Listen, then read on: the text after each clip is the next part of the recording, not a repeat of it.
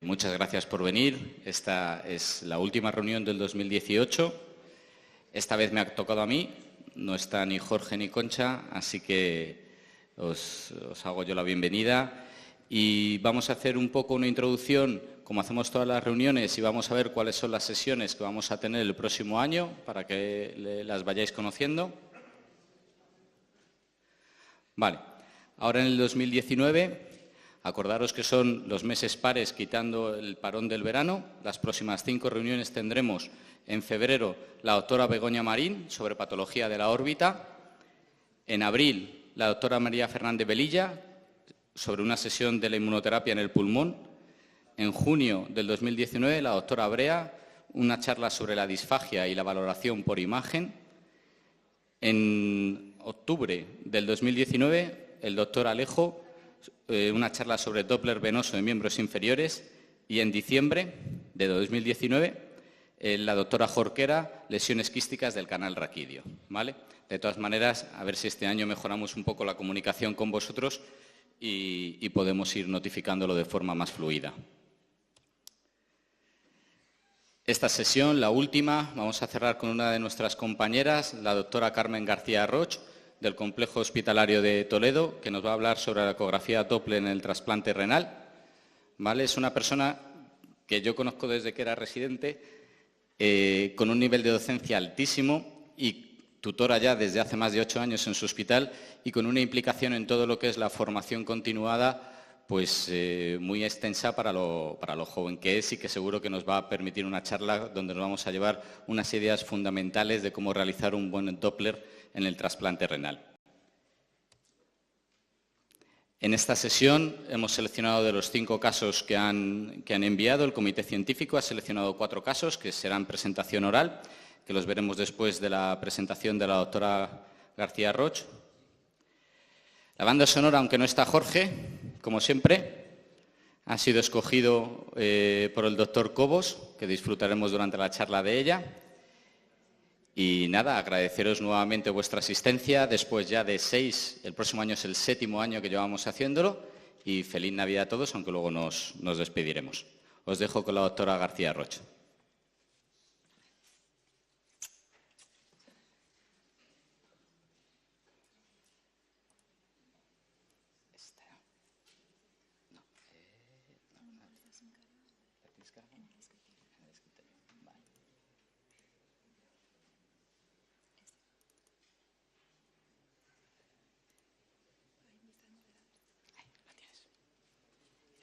Bueno, muchas gracias, Miguel Ángel. Muchas gracias al comité organizador de estas sesiones de la ARC.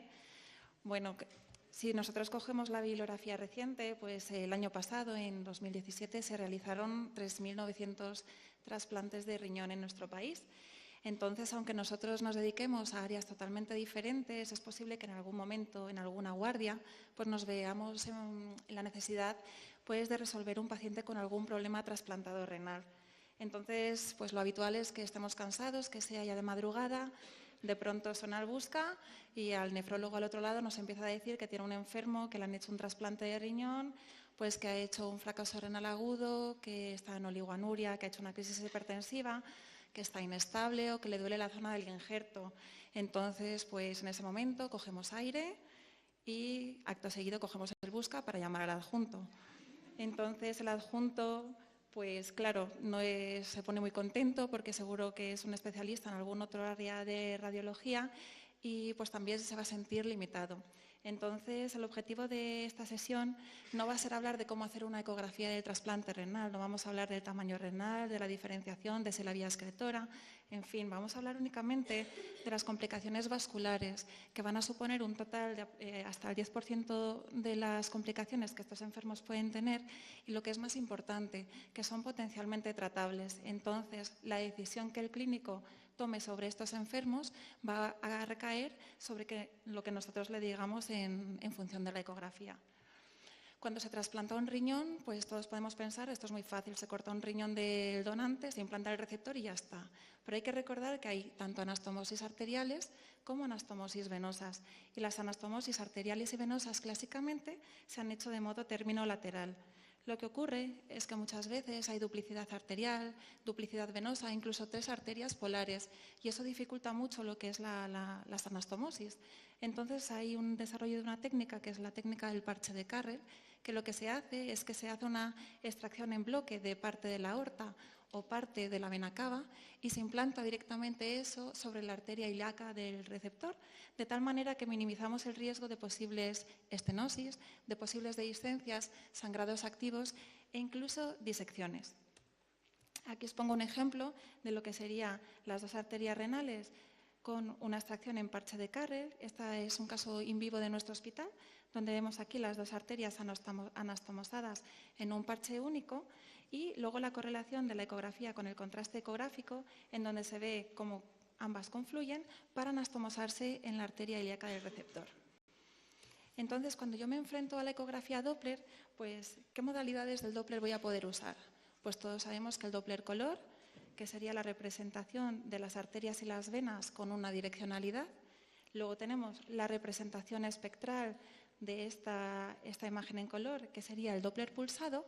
Y luego los últimos ecógrafos están desarrollando una serie de algoritmos diagnósticos que van a permitir visualizar vasos que sean inferiores a 400 micras. Entonces, lo que sería la evolución del Power Doppler ahora se llama Doppler de microvascularización, que son modalidades Doppler donde, perdiendo la direccionalidad, somos capaces de determinar flujo en aquellas regiones del injerto renal donde antiguamente no sabíamos exactamente bien si llegaba sangre o no llegaba sangre. Cuando hacemos una medición con el Doppler pulsado en las arterias, es muy importante recordar un concepto básico, que es el índice de resistencia. El índice de resistencia no es más que la dificultad que tiene la sangre en llegar al injerto renal, de tal manera que lo vamos a calcular de manera automática con el ecógrafo siguiendo las siguientes fórmulas: velocidad máxima menos la mínima entre la velocidad máxima. Entonces vamos a obtener un rango donde el valor mínimo es 0 y el valor máximo es 1. Nosotros en el paciente trasplantado renal consideramos normal entre un índice que oscila entre el 0,6 y el 0,8, de tal manera que podemos tener índices patológicos tanto por arriba, es decir, superiores a 0,8, o por abajo, cuando son inferiores a 0,6. ¿Y esto qué importancia tiene? Bueno, porque podemos tener un índice de resistencia aumentado en una serie de circunstancias que tenemos que conocer. ¿Cuándo le puede costar la sangre llegar al injerto renal? Bueno, pues muy fácil, cuando tengo una estenosis de la arteria. Yo tengo una obstrucción al paso arterial y la sangre, antes de esa estenosis, le cuesta llegar. Entonces, el índice de resistencia aumenta. Otra circunstancia es cuando hay un compromiso parenquimatoso. Puedo tener una necrosis tubular, puedo tener una toxicidad medicamentosa, puede tener un rechazo agudo, una serie de fenómenos que lo que generen es un edema intersticial significativo. ¿Y qué es lo que ocurre? Que el riñón se hincha microscópicamente. Entonces eso va a colapsar las arteriolas y retrógradamente va a hacer que cuando yo haga mis mediciones en la arteria renal, el índice de resistencia me aumente.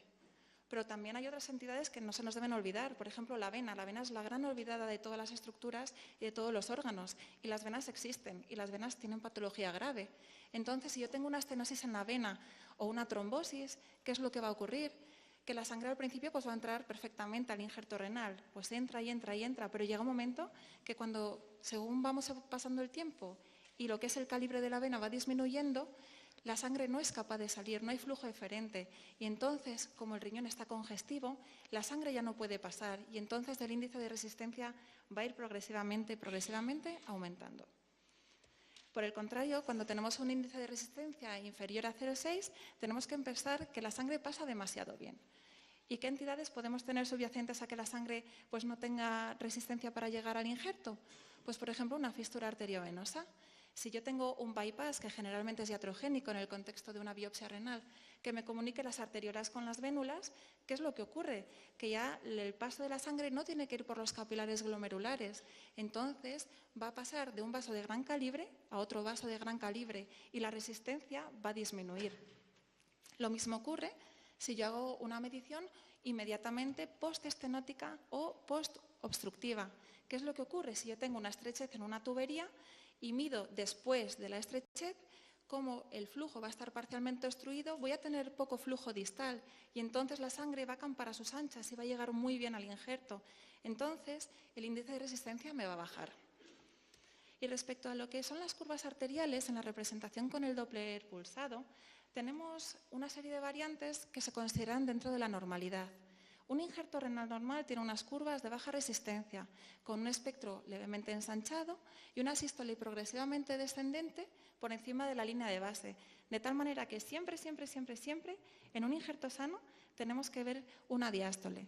¿Pero qué es lo que ocurre? Pues que ahí el estado hemodinámico nos puede influir en las mediciones Doppler que nosotros podamos hacer y sobre todo en aquellas regiones donde haya un flujo turbulento, como son las anastomosis. Entonces, si hacemos unas mediciones ahí, ¿qué es lo que vamos a obtener? Pues un espectro levemente turbulento. Y esto en el contexto de un paciente con un trasplante renal puede ser normal.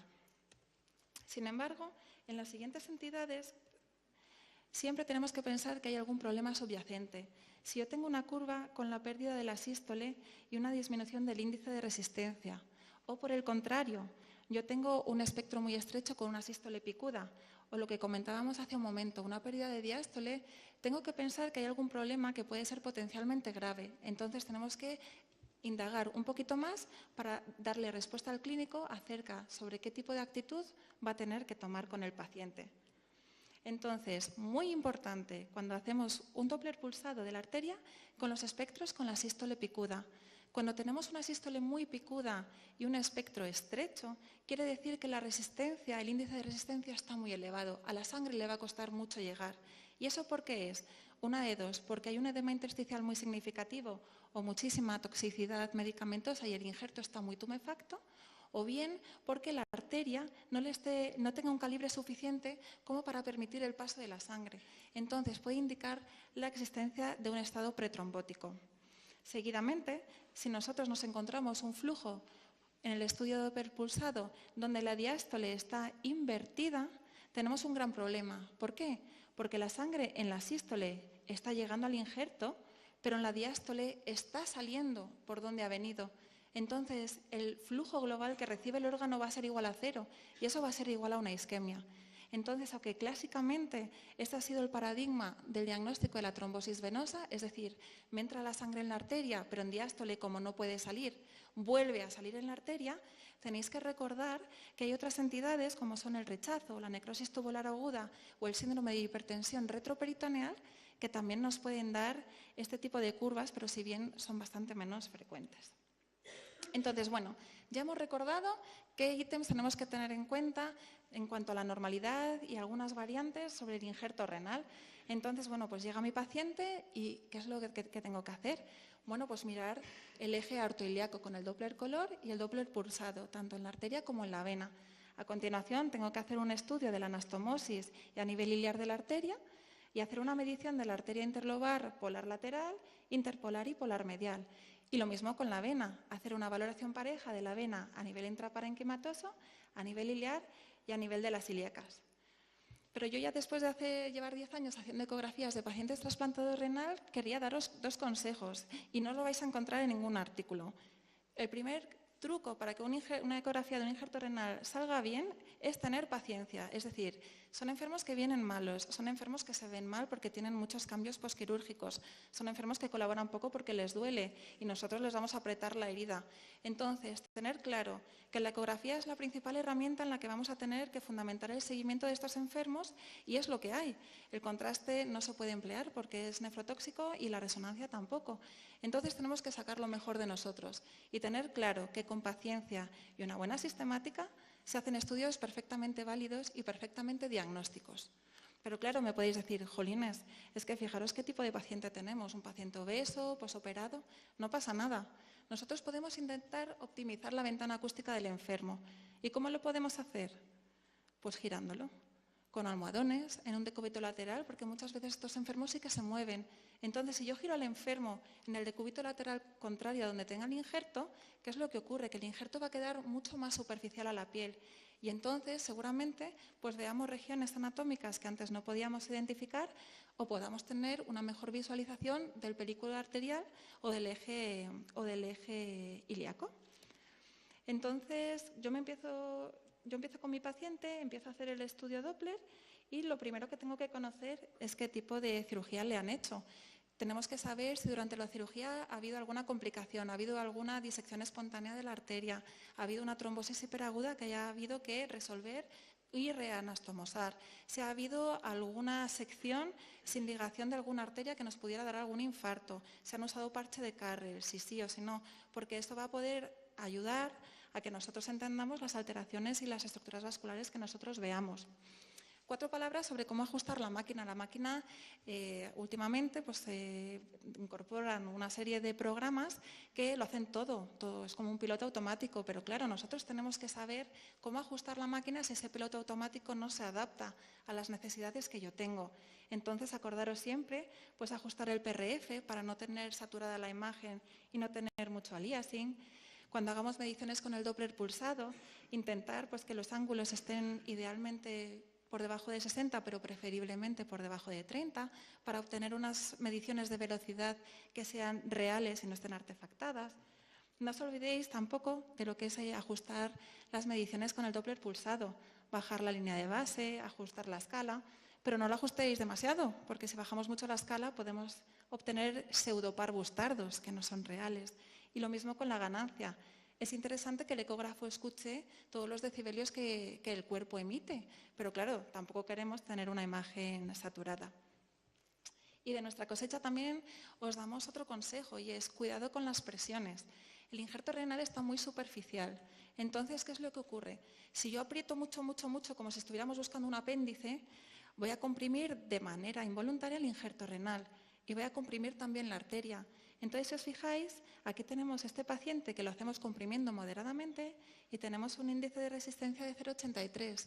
Y le podemos decir al nefrólogo, oiga, el injerto no está mal, pero el índice de resistencia un poco alto. Vamos a hacerle un control temprano, no sea que esté empezando a hacer un rechazo. Pero claro, si nosotros somos un poco más cuidadosos y hacemos una ecografía sin hacer una presión moderada, vemos que al no colapsar las arterias, el índice de resistencia baja. Entonces, cambiar un poco el concepto de que en estos enfermos no hay que apretar como si fueran obesos en los que estamos intentando buscar el apéndice. Entonces, llegado a este punto, donde ya dominamos todo, os voy a presentar el primer caso.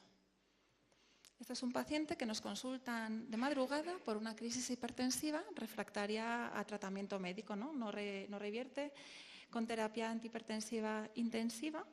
Y bueno, pues le hacemos la ecografía en el servicio de rayos, donde vemos pues, bueno, que en el estudio B el injerto tiene pues, un poco de la pérdida de la diferenciación corticomedular, pero tampoco llama la atención mucho más, ¿no?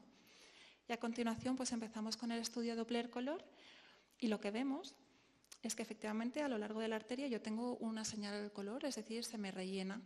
Pero llama la atención que con una escala tan elevada, fijaros, tengo 80 centímetros segundo, a lo que es el tercio medio de la arteria tengo un poco de aliasing, tengo aquí un flujo reverberante de colores abigarrados que ya nos llama un poco la atención. Y cuando hacemos el estudio Doppler pulsado sobre esa zona, lo que vemos es que a nivel anterior a esa zona el flujo tiene una morfología levemente turbulenta, pero normal, ¿no? Podemos decir, bueno, está cerca de la anastomosis, es una variante, pero según vamos proyectando el cursor sobre esa zona de aliasing, vemos que es un flujo turbulento de muy alta velocidad que dobla lo que es el valor inicial en velocidad a este espectro pre-aliasing. Y si nos vamos ya distal a esa zona de turbulencia, pues vemos que tenemos un espectro parvus tardus, ¿no? Con una disminución del índice de resistencia. Si seguimos el estudio conforme a la sistemática que hemos expuesto anteriormente, pues vamos a hacer una medición intrarrenal. Entonces nos vamos a una arteria interlobar interpolar y vemos que tenemos unas curvas con morfología en parvus tardus y con una disminución del índice de resistencia. Entonces, bueno, pues parece que ya vamos sospechando que aquí puede haber algo, que no son todo artefactos, ¿no? Y entonces, como disponemos de una serie de contrastes no nefrotóxicos, que es el contraste ecográfico, pues decidimos en el mismo acto diagnóstico pues poner contraste. Y lo que llama la atención es que tenemos aquí la arteria renal y que a nivel de la unión de tercio medio con el tercio proximal existe un adelgazamiento cuasi crítico, ¿no? De más de un 70% de la luz. Bueno, pues porque cuestiones logísticas de cuando uno es adjunto joven, que no se lo terminan de creer, pues al final el enfermo acaba en el angiotac. Y bueno, pues vemos que se corrobora la existencia de una arteria renal significativa. Entonces, tener en cuenta que la estenosis de la arteria renal es la patología vascular más frecuente del injerto renal y es potencialmente tratable, con lo cual tenemos que estar siempre sobre aviso. Según las series que cojamos, hasta el 23% de los pacientes trasplantados renales pueden desarrollarla y existen multitud de factores de riesgo, que si la hipertensión, la obesidad, la diabetes, el tiempo de isquemia fría, que si ha tenido rechazo, que si no lo ha tenido, pero lo más importante es lo que haya hecho el cirujano.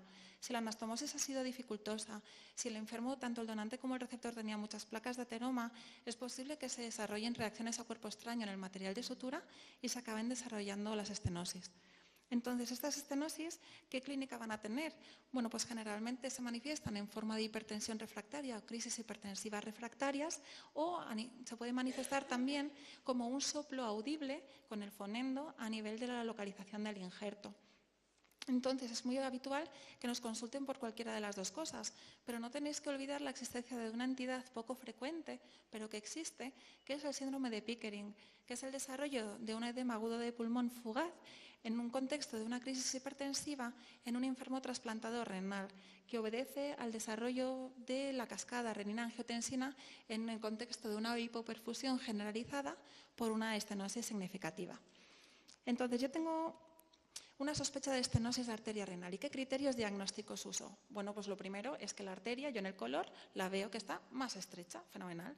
Y segundo, pues ¿qué es lo que ocurre? Como yo tengo una estrechez focal, la sangre a ese nivel, según la ley de Poiseuille, para mantener el input de sangre, va a tener que pasar esa estrechez muy rápido. Y entonces, ¿qué es lo que va a ocurrir? Que la máquina me va a detectar que la sangre en ese punto de estrechez va más rápido y vamos a tener lo que se llama las zonas de aliasing. Respecto a las manifestaciones o la representación esquemática en el Doppler pulsado, ese aumento de velocidad se va a traducir en que nosotros obtengamos velocidades de más de 200 centímetros segundo. Hay series que consideran 300 centímetros segundo con una sensibilidad del 99%, pero claro, nuestra duda es que si cogemos valores tan altos, pues posiblemente nos dejemos muchas estenosis por debajo. Entonces, en nuestro centro lo que consideramos es que si tenemos en el momento del aliasing una velocidad de más de 200 centímetros segundo o una relación del punto de aliasing respecto al punto preestenótico de 2:1, que lo cumple y luego que distalmente el índice de resistencia a la estenosis está por debajo de 0,6, tenemos una estenosis significativa. Ojo con el parvus tardus, porque clásicamente en los riñones nativos, pues un criterio diagnóstico de estenosis de arteria renal era el parvus tardus, pero las diferentes series publicadas hasta ahora dicen que eso es variable, porque el parvus tardus se puede ver influenciado por el estado hemodinámico del paciente. Entonces, como criterio diagnóstico absoluto en el injerto renal, no. Y a continuación os presento pues un segundo caso. Este es un paciente que lo mismo nos consultan porque tiene una tensión un poco descompensada sin ninguna otra sintomatología acompañante. Entonces, bueno, pues aquí vemos en el estudio longitudinal en modo B, pues esta estructura tubular hipoecogénica, ¿no?, que si la rellenamos con el color, pues efectivamente se rellena, con lo cual es un vaso, lo vemos en rojo, con lo cual quiere decir que va hacia el injerto, con lo cual asumimos por la posición que es la arteria. ¿Y qué es lo que ocurre? Pues nos pasa un poco lo mismo. Tenemos un color homogéneo a nivel proximal, un color homogéneo a nivel distal y en la zona intermedia lo mismo, un flujo con mucho aliasing o mucho artefacto de color. Cuando hacemos el estudio pulsado sobre esa zona, ¿qué es lo que vemos? Pues a nivel pre-aliasing, un flujo turbulento con una velocidad conservada y a nivel del aliasing, ¿qué tenemos? Pues una velocidad que casi llega a ser el doble de la velocidad proximal. Si seguimos haciendo nuestro estudio de manera rigurosa, pues nos vamos directamente a lo que es las arterias interlobares y nos encontramos que las curvas arteriales a nivel de la arteria interlobar son rigurosamente normales. Tenemos mi espectro normal, sin morfología parvus tardus, no tengo aumento del índice de resistencia, con lo cual, pues, jolines, es que esto no me cuadra muy bien, ¿no? Entonces, bueno, pues ¿qué hacemos? Pues le ponemos contraste ecográfico. Y al ponerle contraste ecográfico, pues lo que vemos, que esta es la anastomosis de la arteria renal con la arteria ilíaca externa, pues que existe una estenosis que es leve, que es inferior al 70%. Y como todo en mi hospital, hasta que una pues va adquiriendo soltura, pues va a la arteriografía, donde pues se comprueba la existencia de una anastomosis, de una estenosis a nivel de la anastomosis de en torno al 30%. Entonces, ojo con las estenosis de las arterias renales no significativas. Existen y son importantes. ¿Por qué? Porque aunque ahora mismo no estén condicionando ninguna alteración hemodinámica, en el futuro pueden seguir aumentando y tenemos que meter a estos enfermos en un programa de seguimiento más estrecho. ¿Cómo los vamos a diagnosticar? Pues lo mismo, porque podemos ver en el modo Doppler color que haya un adelgazamiento arterial o bien porque haya una aliasing, al igual que la estenosis significativa. Pero amigo, cuando me voy al Doppler pulsado, las velocidades a nivel de la aliasing no son tan altas, ¿vale? La ratio estenosis y preestenosis no tiene que ser 2:1, es generalmente menor. Y lo más importante, a nivel intrarrenal no hay repercusión funcional ni morfológica con el espectro arterial, entonces no va a haber alteración del índice de resistencia ni va a haber alteración en la morfología en cuanto a parvus tardus. Bueno, y ahora me podéis decir, bueno, ¿y este caso de qué va a ser? Pues este es que es un enfermo que nos lo comentaron porque esto fue de guardia, porque empezó con frialdad y palidez en el miembro inferior derecho, que coincidía con el lado donde tenía el injerto. Entonces, en el estudio basal, pues vemos que existe una dilatación de la vía excretora en este corte longitudinal y que existe un poco de pérdida de la diferenciación corticomedular con un engrosamiento cortical difuso. Entonces, lo primero que hacemos es el estudio a nivel de la arteria ilíaca y nos llama la atención que en el Doppler color pues existe un flujo turbulento con mucho aliasing en la ilíaca, porque en la ilíaca va a tener este problema. Bueno, pues vamos a ver en la representación espectral, a ver cómo se comporta, para ver si verdaderamente esto es un artefacto o no. Entonces, al poner el Doppler pulsado a nivel aquí de la arteria ilíaca, pues vemos que el Doppler tiene una velocidad elevada y que tiene un espectro muy turbulento, muy turbulento. Entonces, no nos quedamos tranquilos y seguimos nuestra sistemática. Entonces, nos vamos a la anastomosis de la arteria renal. ¿Y cuál es nuestra sorpresa? Pues que observamos aquí que a nivel de la anastomosis tenemos una morfología parvus tardus con un índice de resistencia disminuido. Pero claro, ¿esto cómo puede ser? Seguimos haciendo el estudio y vemos que a nivel intrarrenal existen unas curvas de captación patológicas, existe velocidades bajas, índice de resistencia bajo y parvus tardus. Pero claro, yo todo esto lo estoy viendo en la arteria ilíaca, en la anastomosis y lo estoy viendo también a nivel intrarrenal. Entonces, pensar que las estenosis, las estrecheces, pueden ocurrir de manera proximal. Entonces, este paciente había hecho una estenosis significativa de la arteria ilíaca externa a nivel donde se habían puesto los clamps para poder hacer la anastomosis. Entonces, recordar que los fundamentos diagnósticos de una estenosis significativa son los mismos. Lo que pasa es que tenemos que buscar dónde acontece. Si ya tenemos alteraciones vasculares en el Doppler pulsado y en el Doppler color a nivel del hilo renal, tenemos que buscar que el problema va a estar más proximal, o bien en la ilíaca o bien en la aorta, donde puede haber incluso hasta coartaciones. Entonces, no os olvidéis que no solo las arterias renales se estenosan, sino también todo el territorio vascular proximal. Bueno, y nos presentamos otro caso más. Y me decís, pero bueno, más casos, ¿pero esto qué es? Pues presentamos una enferma que presentaba simplemente dolor en el injerto, una creatinina mantenida, unos niveles de toxicidad que estaban óptimos en cuanto al tacrolimus. ¿Y qué es lo que observamos? Pues vemos que existe una pérdida moderada de diferenciación corticomedular en el modo B a nivel del corte longitudinal y que luego cuando hacemos el estudio de Doppler microvascularización o un Power Doppler, pues vemos que prácticamente el riñón no me capta nada en la corteza. Entonces ya empezamos a preocuparnos porque un riñón hipocaptante sugiere patología grave, aunque el enfermo esté pausintomático o muy asintomático. Entonces, pues ponemos el Doppler, la caja así de Doppler color a nivel del injerto y nos llama la atención que prácticamente no tenemos señal. Fijaros la ausencia de vascularización radial que va desde el centro hacia afuera, no hay nada, no hay señal. Y cuando encontramos alguna pequeña tenue coloración vascular aquí y ponemos el Doppler, ¿qué es lo que ocurre? Tenemos un espectro muy, muy patológico, una sístole muy picuda con un estrechamiento muy significativo del espectro y una práctica ausencia de la diástole. Por simpatía vemos aquí algún radical venoso que, bueno, que quiere decir que lo poquito de sangre que entra está saliendo, pero está claro que este índice de resistencia tan alto indica que la sangre casi no está llegando. Entonces seguimos haciendo el estudio y lo que vemos es que a nivel no solo del hilio, sino a nivel intrarrenal, que las curvas arteriales tienen flujo que es renópeto y renófugo, es decir, la sangre entra y sale, entra y sale. Entonces, este paciente, dado el contexto y la gravedad que da la sospecha de una trombosis de la arteria del injerto, fue el angiotac.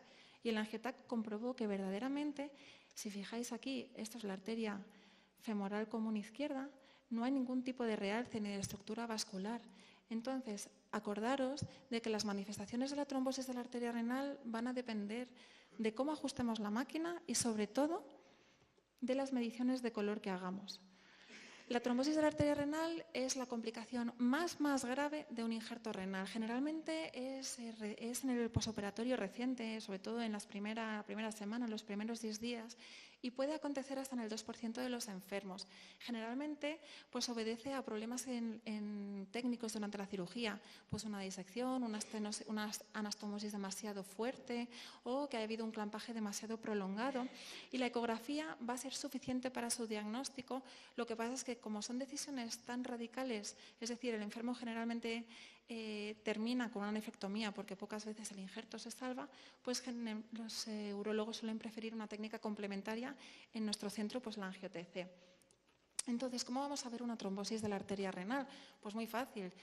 Tengo una trombosis, tengo un trombo, me ocupa la arteria, no tengo flujo, entonces ausencia de señal en el Doppler color y al principio unas curvas con sístole picuda que se van estrechando, luego pérdida de diástole, luego la diástole se hace invertida y finalmente ya ausencia total del espectro. Y cambiando ya de tercio un poco, respecto a la arteria, hay una entidad que está poco descrita, pero que sí que es verdad que es bastante frecuente. ¿Vosotros habéis parado a pensar cómo se pegan los injertos a la fosa ilíaca? Es decir, el urólogo hace la incisión, coloca el injerto, anastomosis arterial, anastomosis venosa, anastomosis ureteral, ¿y cómo fija el injerto a la pelvis? No se fijan, no hay ligamentos, no hay cápsula, no hay adherencia. Entonces, ¿qué pasa? Que los injertos se mueven. ¿Y qué pasa si los injertos se mueven? Los injertos se caen y los injertos se migran hacia posterior o se vuelven de más mediopélvicos. ¿Y qué es lo que ocurre? Pues que los pedículos vasculares se van a plegar y se van a doblar según donde vaya el injerto. Entonces, si os fijáis, en esta paciente de aquí, totalmente asintomática, lo que vemos en el estudio axial en un modo B, pues es una tortuosidad aquí del paquete vascular, que con el Doppler color, fijaros, esto es la anastomosis arterial con la ilíaca, y fijaros cómo hace este bucle, esta horquilla, con un flujo turbulento a este nivel, que cuando hacemos un estudio con contraste endovenoso, fijaros qué bien se representa. Entonces, estas horquillas son muy características de los injertos que se mueven. Esa suele ser gente muy obesa, que, claro, la grasa es lacia, entonces se mueve el injerto, o deportistas. Hay gente que una vez trasplantado, transcurrido un cierto periodo de tiempo, pues les dejan hacer deporte y corren, montar en bici y tal, y el injerto se mueve. Y fijaros, ¿cómo puedo diagnosticar yo una pseudoestenosis, que sería una duda razonable, desde un plegamiento? Porque, claro, me podéis decir, se dobla la arteria, me hace una pseudoestenosis. No, una pseudoestenosis es un bucle que va y que viene, pero que todo el rato el calibre es el mismo. Entonces, eso va a ser lo que nos va a permitir diagnosticar la pseudoestenosis de la horquilla. Entonces, ¿cómo vamos a ver este plegamiento arterial con el Doppler color? Bueno, pues como un aliasing.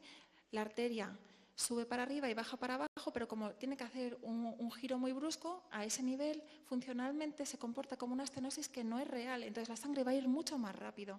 Pero ¿qué es lo que ocurre? Que distalmente todos los parámetros van a ser rigurosamente normales.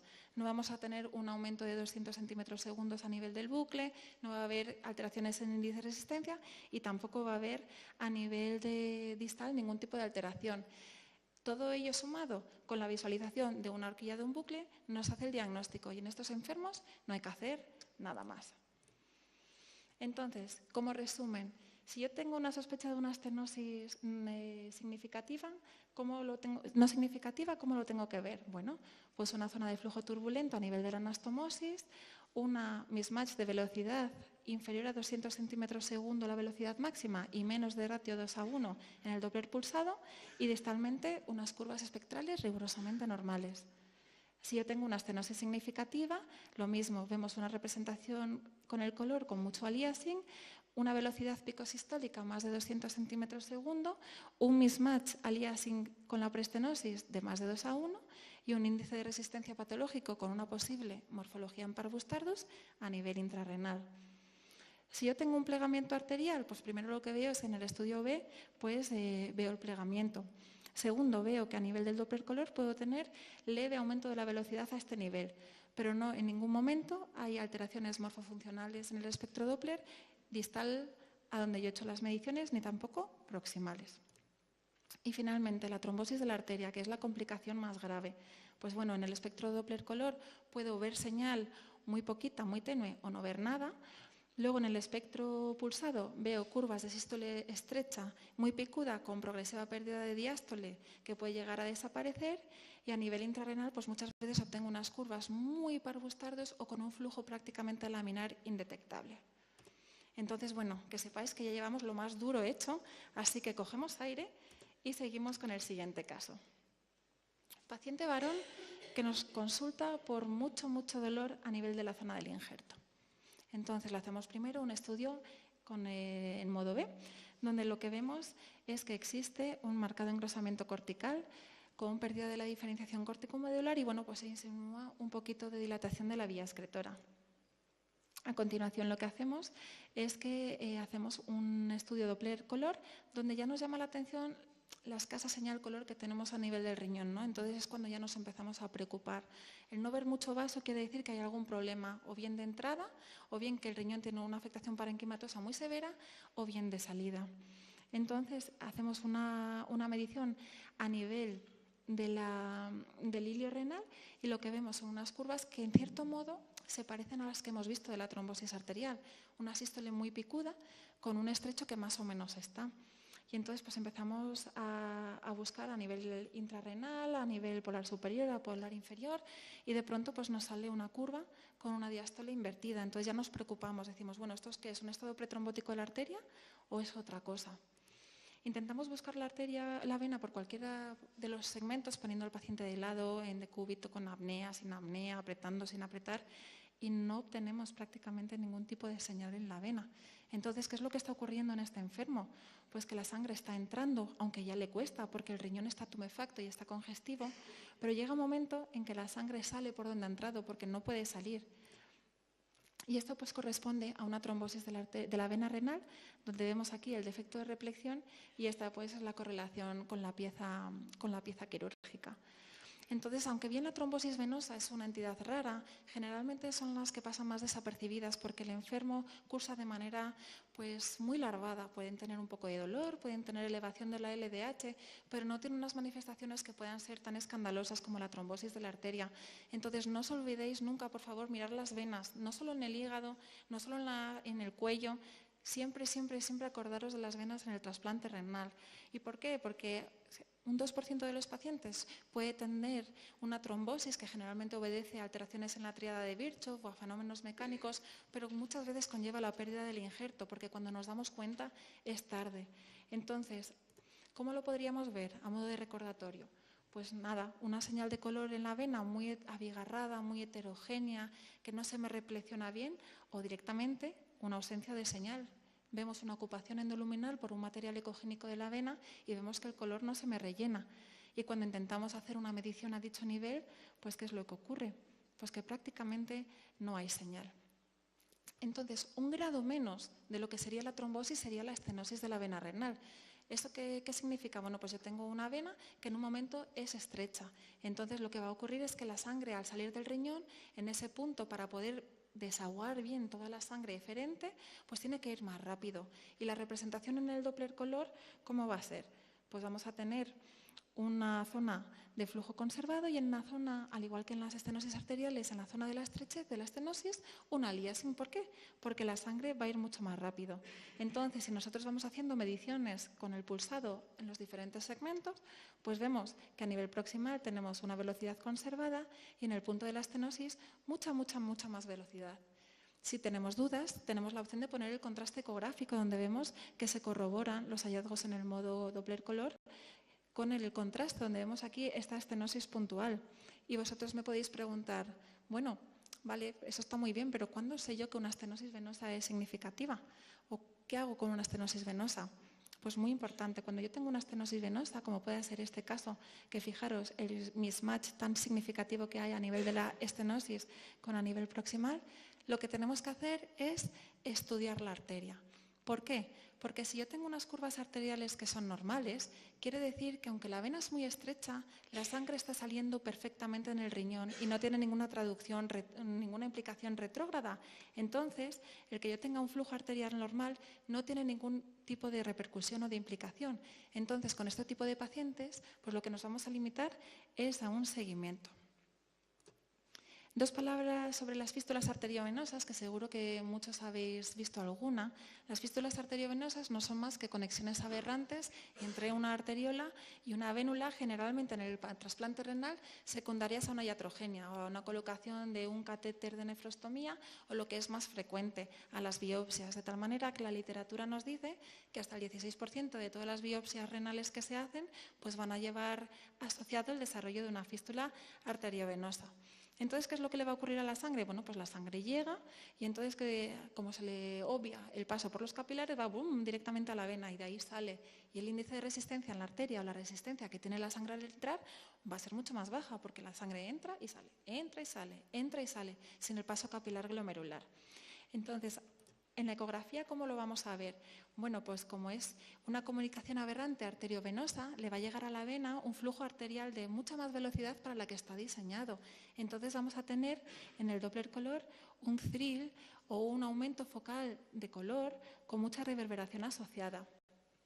Y si yo me pongo a hacer el Doppler espectral, pues voy a tener a nivel de la arteria un flujo turbulento, ¿vale?, que se va haciendo progresivamente de baja velocidad y lo que es más importante es que la vena se arterializa porque está recibiendo sangre con mucho pulso, ¿vale?, y no está diseñado para eso. Entonces, fijaros, en una fístula arteriovenosa la vena pierde su fasicidad y pierde su morfología aplanada en el Doppler pulsado, sino que se vuelve arterializada. Entonces, que sepáis que las fístulas arteriovenosas existen, que se diagnostican con relativamente facilidad con la ecografía y que en condiciones normales lo único que hay que hacer es un tratamiento conservador. A diferencia de las estenosis arteriales significativas, pues que hay que hacer una endoprótesis o una angioplastia, o las trombosis arteriales y venosas que requieren corrección quirúrgica, salvo que exista una repercusión hemodinámica o funcional significativa, en una fístula arteriovenosa pues no hay que hacer nada, únicamente esperar, porque la gran mayoría se resuelve. Y claro, ya que hemos hablado de las curvas, bueno, que tengáis en cuenta que las afectaciones propiamente del injerto existen, es decir, las necrosis tubulares, los rechazos agudos y la toxicidad tanto por ciclosporina como tacrolimus. Entonces, cuando tenemos una injuria hacia el injerto que haga que tenga mucho edema intersticial, eso se puede traducir retrogradamente a las arterias y podemos tener unas curvas que den tanto miedo como estas, unas curvas en morfología de tienda de campaña, con un poquito de pérdida de diástole con inversión de la misma, pero que es importante que siempre os acordéis de la correlación clínico-analítica. Si a nosotros nos llama el nefrólogo y nos dice, mira, este enfermo es un control, pero no ha deteriorado función renal, se mantiene con tensiones y no tiene ningún dato de sospecha, y vemos este espectro, con una vena normal, lo prudente es esperar y meter al enfermo en un programa de seguimiento muy estrecho porque hay entidades transitorias o entidades médicas que no tienen nada que ver con la patología vascular. Entonces, nada más que deciros que escuchéis a los riñones con la ecografía y muchas gracias a todos.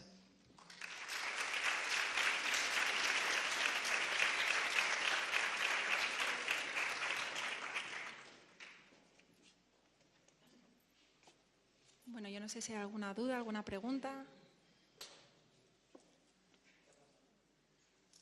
¿Tenéis alguna duda para la doctora García? ¿No? Muchas gracias, Carmen. Pues vamos a hacer un pequeño receso, ¿de acuerdo? De 5 o 10 minutitos a lo más y estamos otra vez aquí para la presentación de los casos, ¿vale? Muy bien, muchas gracias.